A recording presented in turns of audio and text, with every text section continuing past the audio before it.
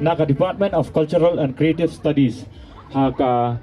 ngan ngakwa man pin ini tu chuan ningkong mga ngkerteng usamla Kevin Nelson Wanrap ngantem ya kabom usamla Steven Karkongor ubantem iga duitara Kevin Taylor Marbanyang ubandan haka kesing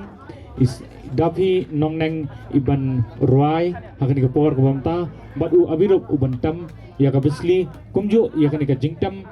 DJ Rudu kepada ika jingtam jong kinong Australian kubleshbon nanget bapinya